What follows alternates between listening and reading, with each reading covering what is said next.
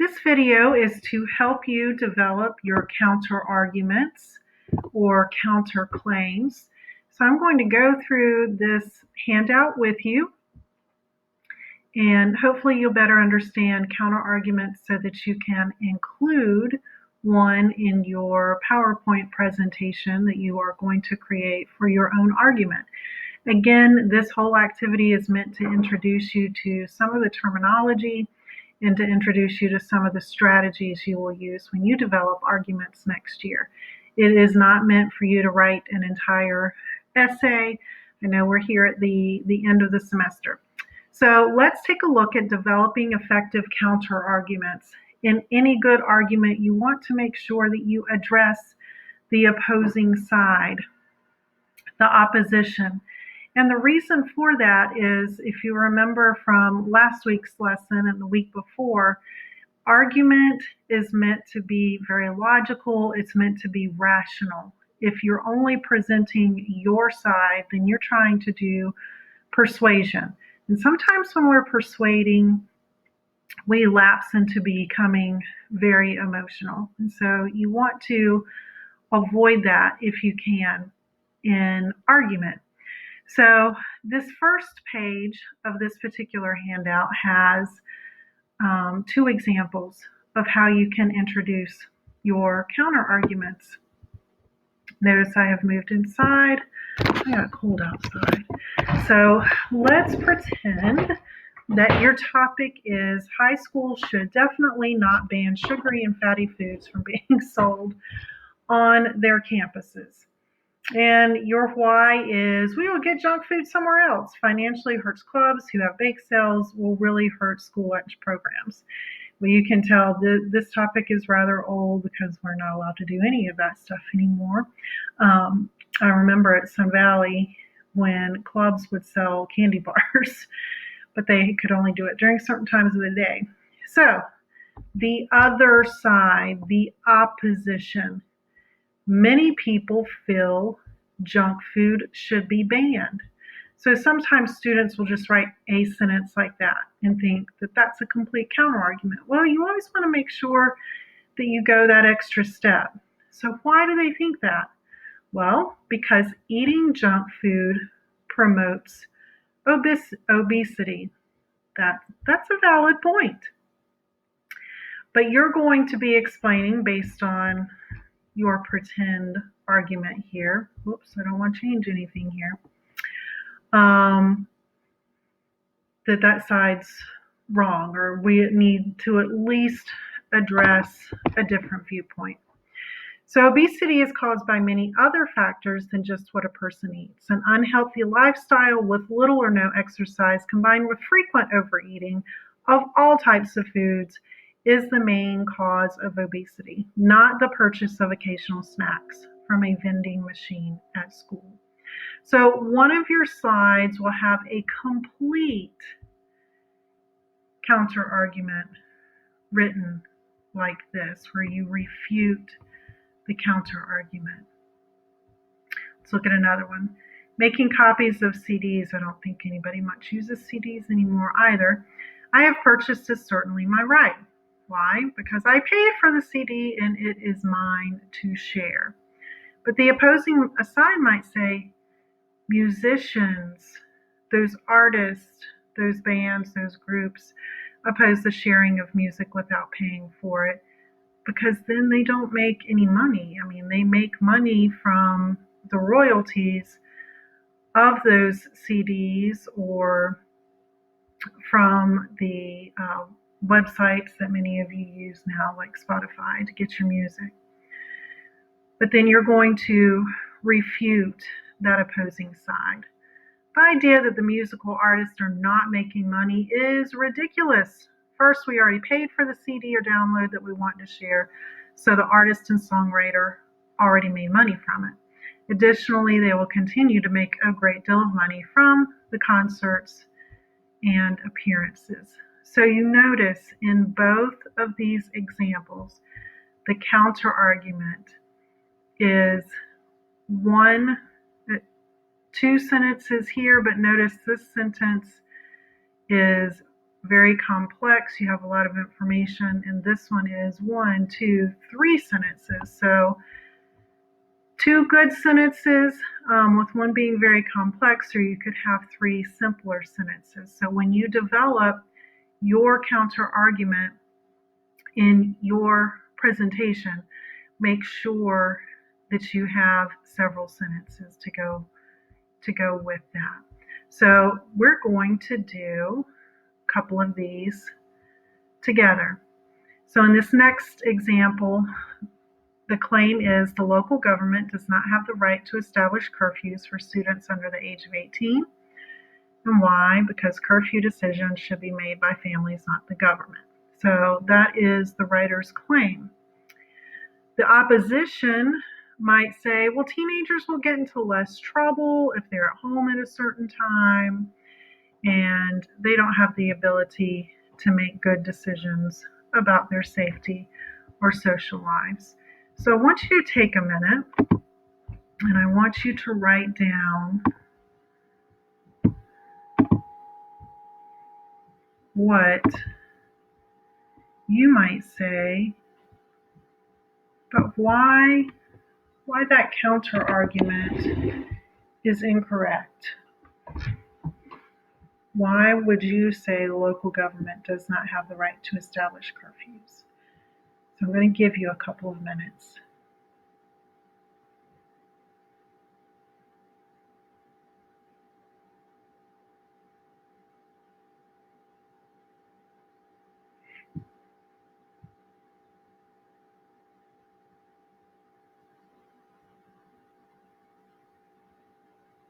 I'm watching the birds outside the window.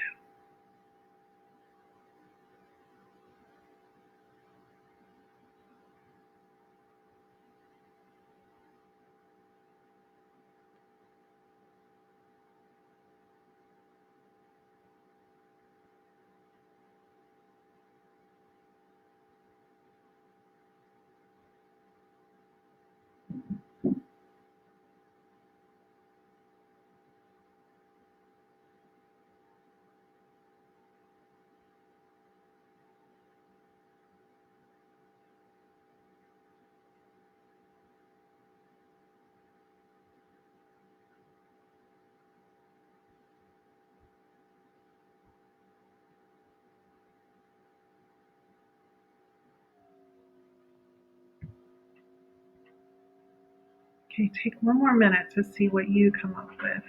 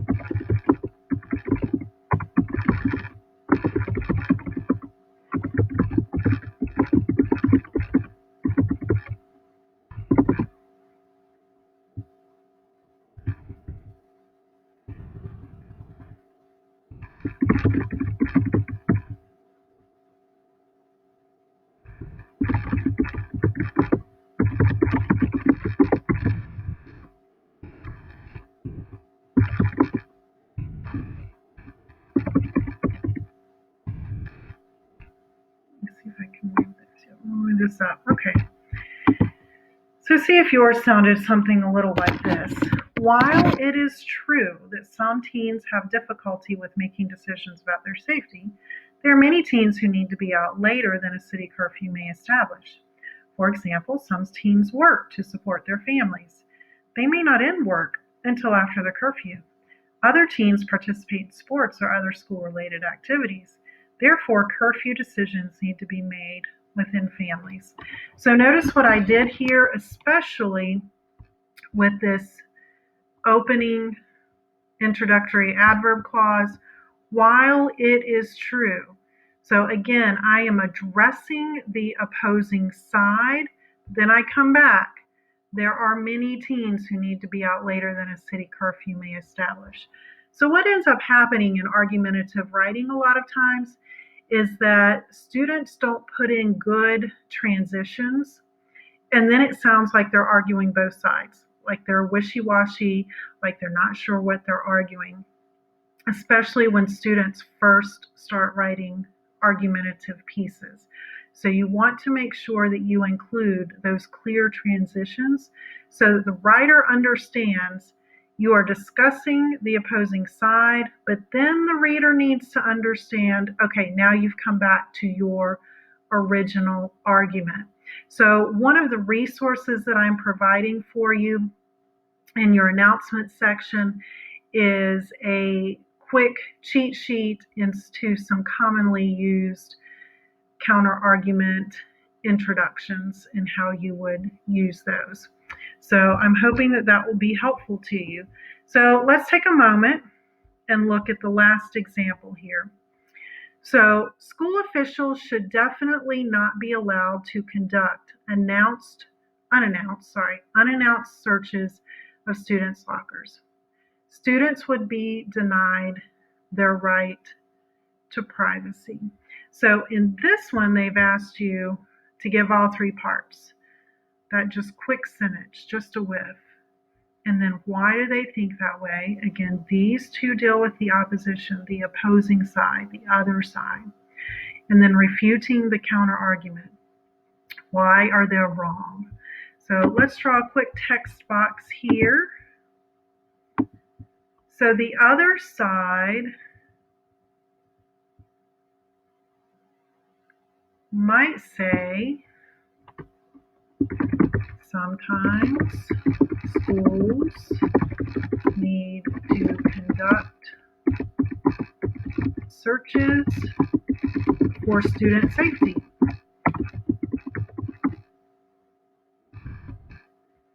Again, you want to give more than just that sentence, though. You want to explain why. So why might others believe students' safety might be at risk? Well, what are some things sometimes they find during these searches? They might find drugs, they might find weapons, they might find alcohol, some things that obviously are not in the best interest of students. So sometimes schools need to conduct searches for student safety because students may bring not only illegal but harmful items to school. We all want to come to school feeling safe, right? Whether it's from a virus, as we've been experiencing lately, or something more tangible like drugs or alcohol or weapons of some sort. Okay? So now I want you to take a few moments and think about how would we come back from that. I'll give you a few minutes to think about that.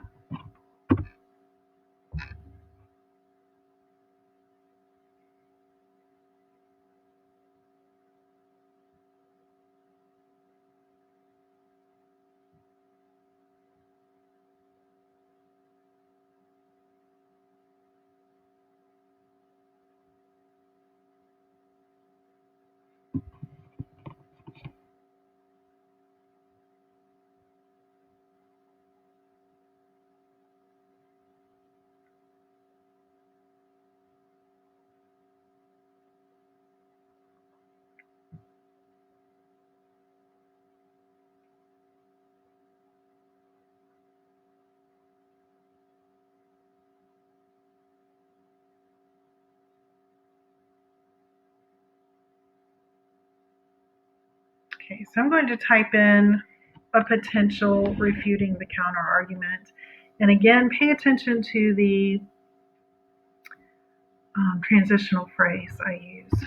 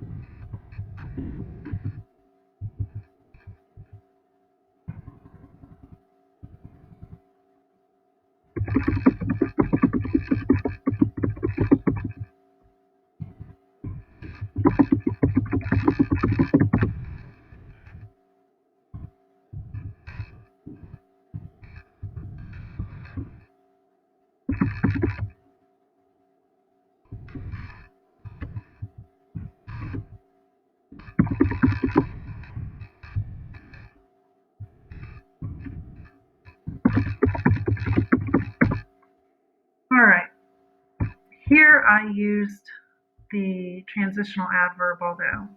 Although there are times when school officials may need to conduct searches of student lockers. So that's recognizing that sometimes student safety is in question. They should not be unannounced. Instead of searching multiple lockers, the lockers of involved students should be searched, not all students. So my take on the initial topic was where there might be a case where drug dogs are brought in, for example, and they sniff all the lockers, which typically, that doesn't happen at our school, and probably part of that reason is we just don't use lockers that much. But I assume that's what they're talking about. So, if you have an inkling that there's a student who has something illegal at school, then this writer might say, well, search that student's locker, but not all students. It is understood that sometimes in a school, a student's privacy has to be violated, especially in cases of safety. If there's a weapon in the school, then we need to take care of that. And I don't know if you guys are aware of this, but your right to privacy goes out the door when you walk into a public school building. That's law. That's the way it is. We become in loco parentis, and we are charged with your safety. So sometimes your privacy, like I said, kind of goes out the window. However, there are laws in place school officials must abide by when conducting searches. So there are certain ways it's supposed to be done. How many people are supposed to be in the room. If you have, male student, female student, what should be the gender of the people that are in the room, that kind of thing. There are rules about that. So unannounced searches aren't necessary because we have such clear rules already um, as administrators and teachers. So I hope that this video has been helpful again in helping you understand a little bit better about how to develop effective counter arguments. So one of your PowerPoint slides this week, you will develop an effective counter argument um, as if you were writing a paper. Now, in a paper, you would have multiple counter arguments, but we're just going to practice with one, kind of see how it goes. So I hope this was helpful to you, and I look forward to seeing your presentations. Have a good one. Bye.